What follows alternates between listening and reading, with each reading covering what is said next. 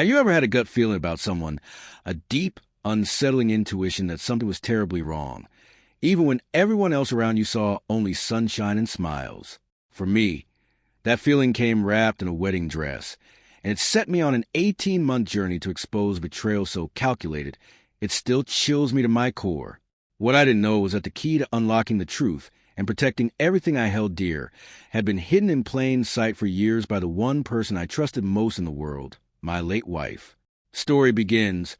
Before I tell you what happened and how my life work almost became a casualty, leave a comment right now that says the word protect. If you believe real love sometimes means shielding the people you care about from the very worst versions of themselves, there's a particular kind of quiet that settles over a watch repair shop after the last customer leaves. It's not the quiet of emptiness. No, it's more like the quiet of a held breath. Every piece on those shelves, each tiny gear and intricate spring, feels like it's waiting for someone's hands, waiting for its purpose to be restored. For 38 years, I've been the one who listens. I've learned to hear the difference between a clock that's simply stopped and one that's truly dying. The sounds are not the same. My name is Arthur Callaway.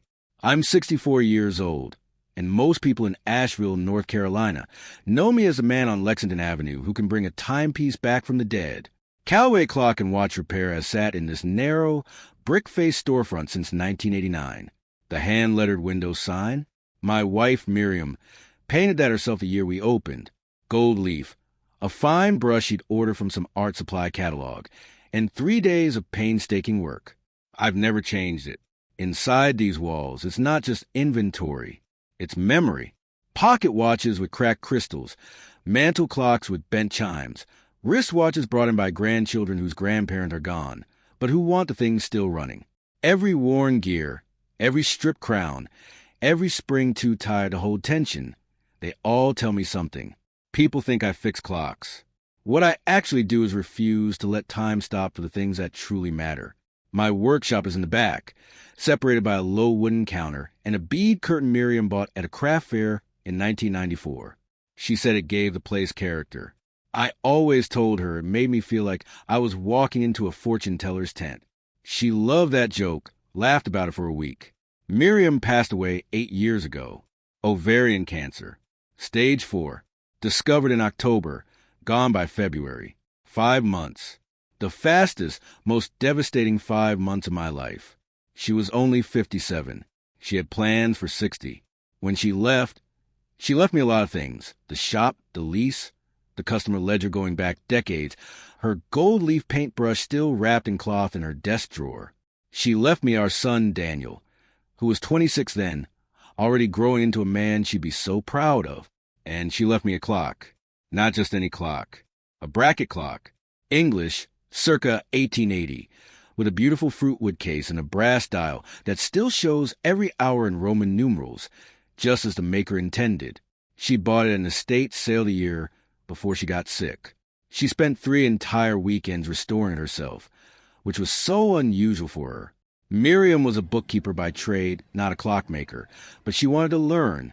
She said she wanted to understand what I loved about the work.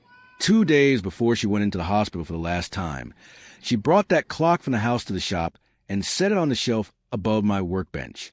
She didn't explain why. She just looked at me with those steady gray eyes she had and said, "Arthur, this one stays here, and when the time comes, you'll know what to do with it." I thought she was confused. The morphine had been increasing. I smiled, told her I'd keep it safe. I didn't understand what she meant for a very, very long time. Daniel was a good boy.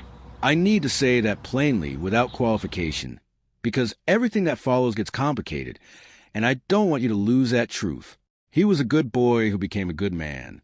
Honest, hard-working, the kind of person who holds doors, remembers names, and shows up when you need him.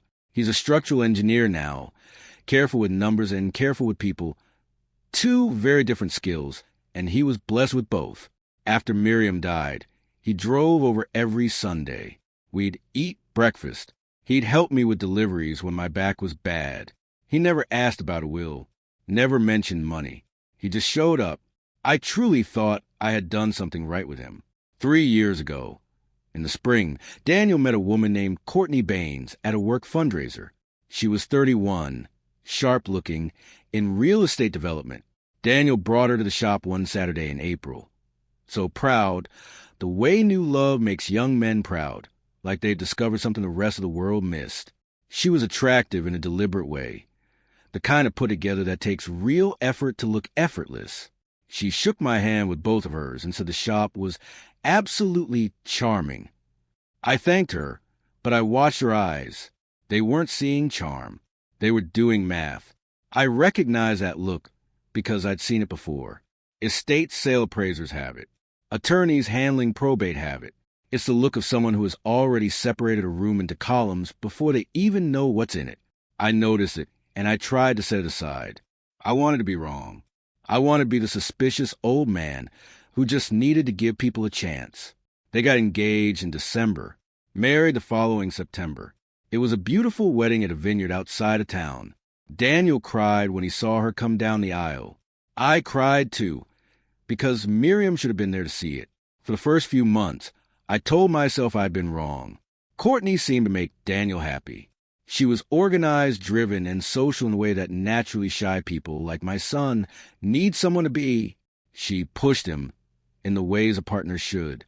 Then, in February, about 5 months into the marriage, things shifted. It started with questions, casual ones at first. How long had I owned the building? What were property values doing on Lexington? Had I looked into any of those SBA retirement programs for small business owners? She asked them the way people ask when they already know the answers, testing to see what you'll volunteer. I answered carefully. I said the building had been good to us. I hadn't thought much about selling. I said Miriam, and I had always planned to pass the business to Daniel one day, if he wanted it. Courtney smiled. Of course, she said. That's so sweet. Sweet, when used to describe a 38-year plan, is not a compliment. By March, Daniel started seeming different on our Sunday mornings. Quieter, a little distracted. He'd look at his phone more than he used to. Once, I asked him if everything was all right. He said, yes, just tired. 2 weeks later, the second time I asked, he said Courtney thought he was working too many hours, and she wanted them to use his weekends more intentionally. More intentionally? I asked. He said, not meeting my eyes, like planning things, activities, making the most of free time. I understood what he wasn't saying. She was pulling him closer to her, and further from me, one Sunday at a time. The visits became less frequent, then occasional. Then they stopped altogether, replaced with texts, which are not the same thing. And both of us knew it. In April, Gloria Simmons, my shop assistant who's been with me for 11 years, pulled me aside on a Tuesday afternoon. Mr. Callaway, she said, which is how she addresses me when something is serious. Your daughter-in-law came in yesterday while you were at the part supplier. I told her you weren't here. She said she just wanted to look around for nostalgia. Gloria paused. She went to the back room. How long was she back there? I asked. About 12 minutes. I walked to the back. Nothing appeared disturbed. But I know that shop the way you know your own hands. The invoice box was slightly off-center. The file drawer was half an inch further out than I leave it. Someone had been through the papers. I didn't say anything to Daniel. Not yet. I didn't have enough. What I did do the following week was call a private investigator. His name is Marcus Webb, a former Buncombe County Sheriff's deputy, now working independently. A customer had recommended him 2 years prior, and I had kept his car in the back of my ledger. I called him on a Wednesday afternoon and asked him to meet me at the shop after closing. Marcus is methodical and unshowy, which is exactly what you want a man doing this kind of work. He sat across from my workbench, listened to everything I told him without interrupting, and asked exactly 4 questions when I finished. What was the address of the property? Did your son have independent access to your financial accounts? Had Courtney made any direct requests about the will? And did you have legal representation? I answered. The shop address? No, not yet directly, and yes, Robert Ashford, my attorney for 19 years. Good, Marcus said. He'd start surveillance the following Monday. That same week, I called Robert. I told him what I'd noticed. He updated my will that month and restructured the trust so that the property and accounts would pass through conditions not automatically. He also suggested I begin keeping written records of every unusual conversation. I told him I already was. I bought a small, dark green notebook from the stationery store. My first entry, dated April 14th, was 3 sentences. I have kept a record every week since. What Marcus found over the next 2 months wasn't surprising, but it was specific enough to be useful. Courtney had met 3 times with a real estate attorney named Paige Hensley, who specialized in commercial property transactions. The meetings had taken place at a cafe downtown, not at a legal office, which suggested she was being careful about paper trails. Marcus also documented 2 phone calls, captured through legal means from outside, in which Courtney was overheard discussing the Lexington property and estate timeline with a person whose voice he had not yet identified. Then in June, I saw the timeline comment myself. I had driven to Daniel and Courtney's house unannounced, something I hadn't done before, but I'd been invited for a cookout and arrived 40 minutes early. Daniel was in the backyard. I came around the side gate and heard Courtney inside on the phone. The kitchen window was open because it was warm. I wasn't trying to listen, but I heard it clearly. I don't know how much longer we're talking, Paige. He's 64, and he's on blood pressure medication, and he works alone in a basement every day. I'm not being morbid. I'm being realistic. At some point, this property becomes a decision. Yes, Daniel is aware we need to think about the future. He just needs more time to come around. I stood on the other side of that gate for about 30 seconds. Then I walked back to my car, sat in the driver's seat, and called Marcus. I gave him the name Paige Hensley. I told him what I'd heard. I told him I needed documentation. He found it within 2 weeks. Paige Hensley had already drafted a preliminary proposal for the sale of the Lexington Avenue building, contingent upon a change in ownership. The proposal named Courtney Callaway as a transitional contact. My son's name was not on it. I want to pause here and tell you something I have not told anyone except Marcus, Robert, and Gloria. The night I read that proposal, I sat in the back of my shop for 3 hours with the lights off. Not because I was devastated, though I was, but because I was thinking about Miriam, about what she knew, and when she knew it, about that bracket clock she carried in from the house and sat above my bench without explanation. I got up and looked at it in the dark. Fruitwood case, brass dial. Miriam's careful restoration on the movement, which I had examined once years ago out of curiosity and closed back up. I hadn't opened the case since she died. That night, I opened it. The movement was clean as I expected, but the case itself, the bottom of the case beneath the movement board, had a false floor. Miriam had created it herself with a piece of fitted walnut veneer and 2 small brass clips that released when pressed together. Inside, folded into a square and sealed in a plastic sleeve, was a letter in Miriam's handwriting. I will not share every word of what she wrote. Some of it is between her and me and nobody else. But the part that matters, the part that changed everything that followed, said this. She had seen the early signs of Courtney's ambition at the engagement dinner. Even before the wedding, she had done some quiet research of her own, spoken to a few people, asked some gentle questions, paid attention. She could not be certain, she wrote, but she was concerned, and she wanted me to be prepared. She had left documentation of her own findings in the bottom of the case, account numbers, a name, a property transaction from 4 years earlier in which Courtney had been involved, which had ended in a legal dispute over estate access. And then she wrote, Arthur, you fix broken things. That's the gift God gave you. But some things aren't broken yet. They're just going wrong. Watch for the signs. Protect what we built. And when the time comes, you'll know what to do. I sat with that letter for a long time. Miriam had been watching. She had been preparing. She had left me a tool. Inside a clock she restored with her own hands and sat above my workbench 8 years before I needed it. She had trusted that I would find it when I was ready. I took everything out of that false floor and added it to the evidence I was building. Then I folded the letter carefully, placed it back inside, and closed the clock. If you're still with me, if this story is hitting you, leave a comment with the number 1. It lets me know you're still here. The months that followed were a study in patience I did not know I had. Marcus continued his work. Robert refined the legal protections.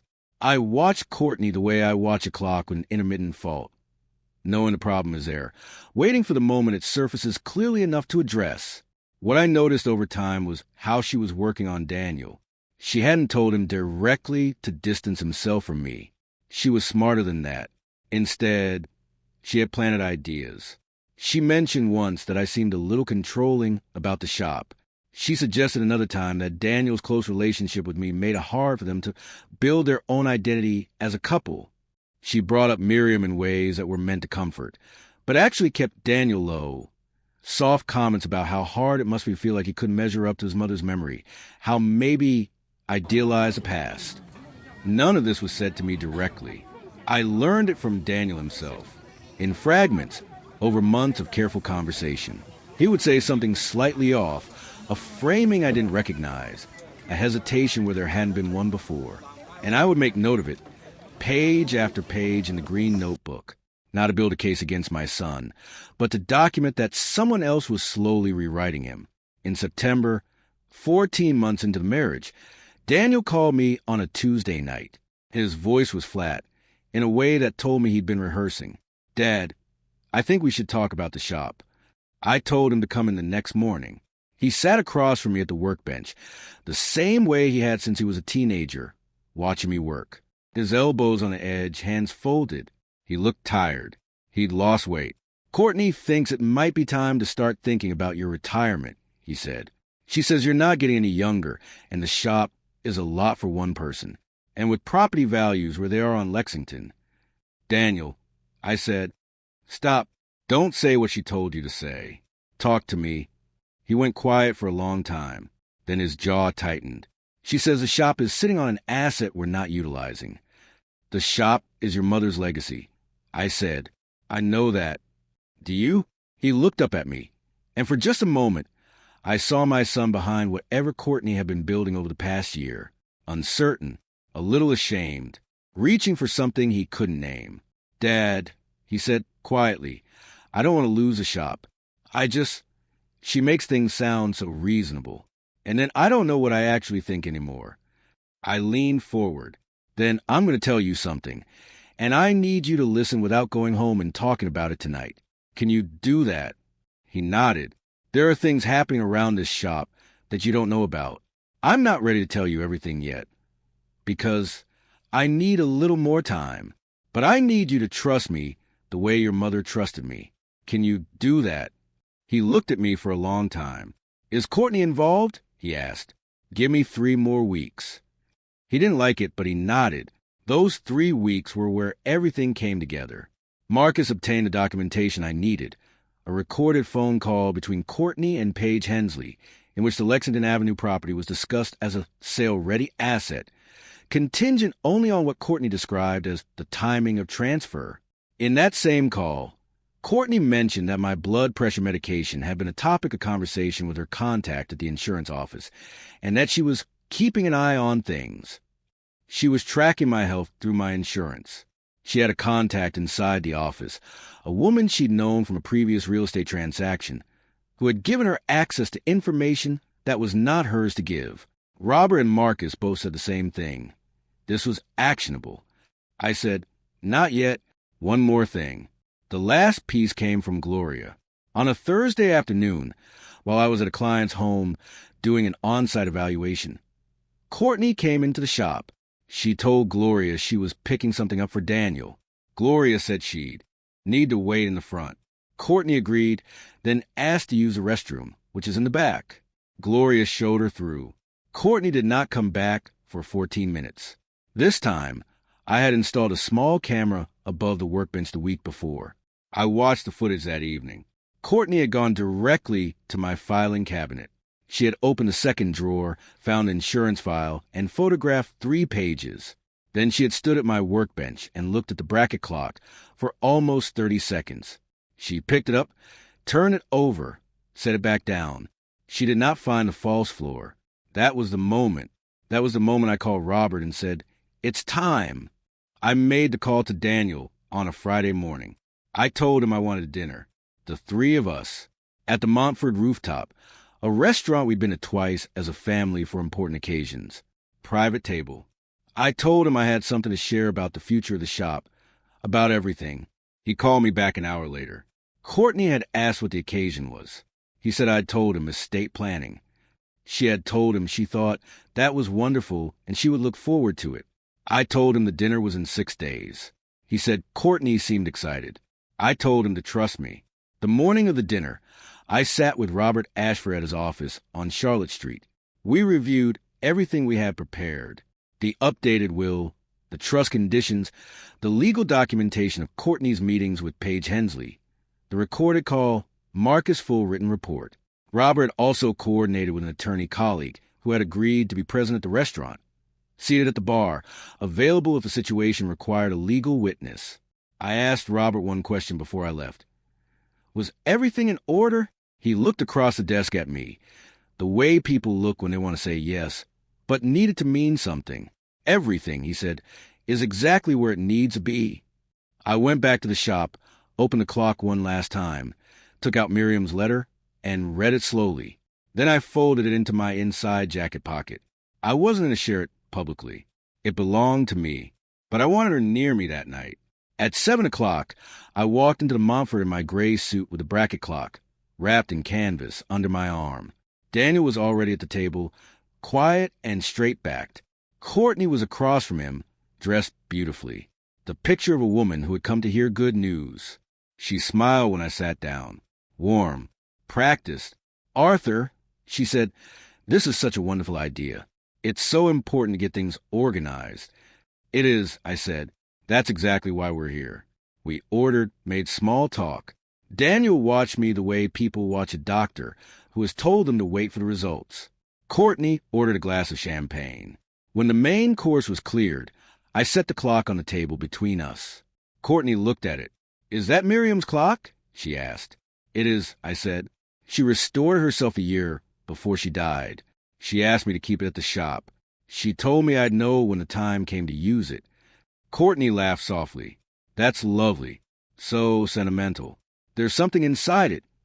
I said, "My wife was a careful woman. She saw things other people missed, and she prepared for them. She left me a letter in a hidden compartment she built herself." The smile on Courtney's face changed slightly. Not much, just enough. I opened the case, released a false floor, and set Miriam's letter on the table. I did not read it aloud. That was not for the table. Instead, I sat beside it a printed copy of Marcus' report, the meetings with Paige Hensley, the insurance records, the recorded call. "Courtney," I said, my voice level, "this is a document you should read carefully. My attorney has a full copy. So does the insurance commission." Daniel looked at the papers. His face went still. "You have been meeting with a real estate attorney to arrange the sale of my property. You have been accessing my health insurance records without my consent. You told your attorney that you were watching for a transfer of timing. And 2 weeks ago, you came into my shop while I was away and photographed documents from my private files." Courtney set down her glass. "Arthur, I think you misunderstood. I have not misunderstood anything. These are out of context. I was only Courtney." Daniel's voice was quiet, final. She turned to him. "Don't," he said. The silence at that table was the loudest thing I have heard in 64 years. Robert's colleague at the bar caught my eye briefly. I gave him a small nod. He went back to his drink. Courtney's composure fractured, piece by piece, the way old glasswork cracks slowly. Then, all at once, she said things, justifications, half-truths, a version of events where her intentions had been good and her execution had been misread. Daniel said almost nothing. He looked at the papers. He looked at me. He looked at his wife with the expression of a man reading a map for a place he thought he knew and finding all the roads have changed. When Courtney stood to leave, I said one more thing. "The shop is not a transaction. It is your mother's work and mine, and it will pass to people who treat it that way. My attorney will be in contact with yours next week." She left. The door of the restaurant closed behind her. Daniel, and I sat in the quiet for a while. "How long?" he finally said. 18 months. He looked at his hands. "Why didn't you tell me?" "Because I needed you to be able to look her in the eye without knowing, and because I needed time to be certain." You were protecting me. I was protecting your mother's work. And yes, you. He was quiet for a long time. Then, the clock. She left a letter inside the clock 8 years ago. He pressed his hand flat against the table, steadying himself. She knew. She suspected. She wasn't certain, but she prepared. Daniel looked at the bracket clock, sitting in the middle of the table, fruitwood case in brass dial and Roman numerals, still telling time the way it had been built to do. She was always 3 steps ahead of everything, he said softly. She was, I said, that's who she was. We sat there for an hour. We didn't talk much. Eventually, we walked out together into the Asheville night. Downtown lit up in the easy way it gets in autumn. We stood on the sidewalk for a moment before we went to our respective cars. I'm sorry, Dad, he said. You don't have anything to be sorry for. You trusted your wife. That's not a failure. That's just love. He nodded. I gripped his shoulder. He put his hand over mine briefly, the way his mother used to. Then we said good night. I drove back to the shop, parked in the alley, took the bracket clock inside, and set it back on the shelf above the workbench where Miriam had placed it 8 years ago. I wounded it, because it had been sitting still since I'd lifted it from the shop, and I let it begin again. I stood in the back room, listening to it tick. In the weeks that followed, the legal process moved the way legal processes do.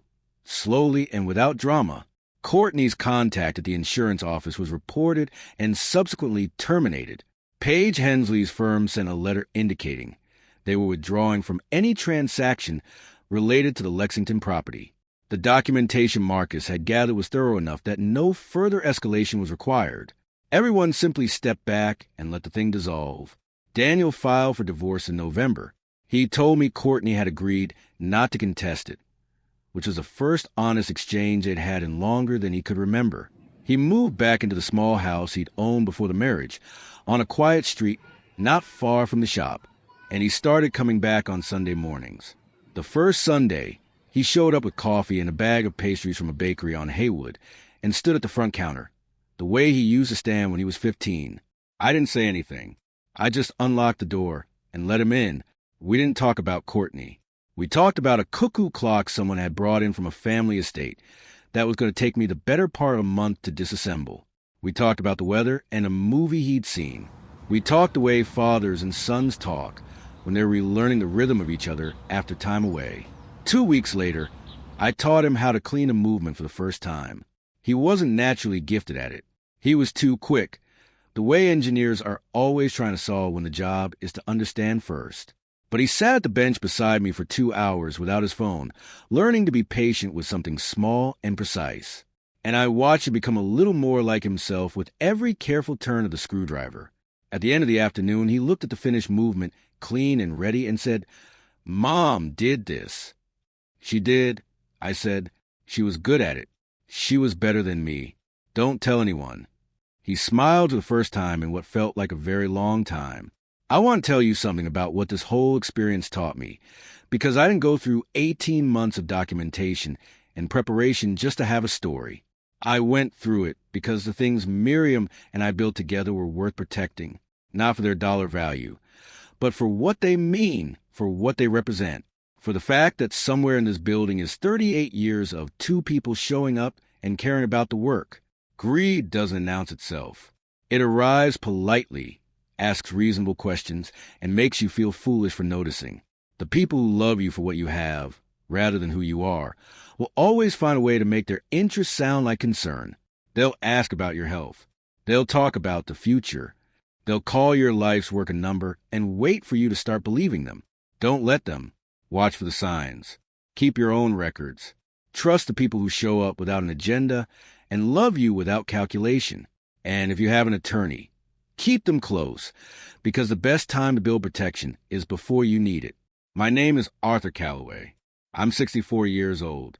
I fix broken clocks and watches. And occasionally, when I'm very lucky, I help hold a family together. Miriam left me a clock with a secret inside and told me I'd know when the time came. She was right. She was always right. The bracket clock is still above my bench. It runs beautifully now.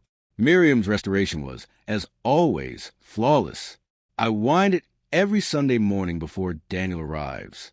And I listen to it tick, steady and certain, counting out every hour we still have together. Some mechanisms, once properly cared for, will run for a very long time. If this story meant something to you, leave a 2 in the comments, so I know you stayed with me through the whole thing. And if you know someone who needs to hear it, share it with them. Some messages, they just find the people who need them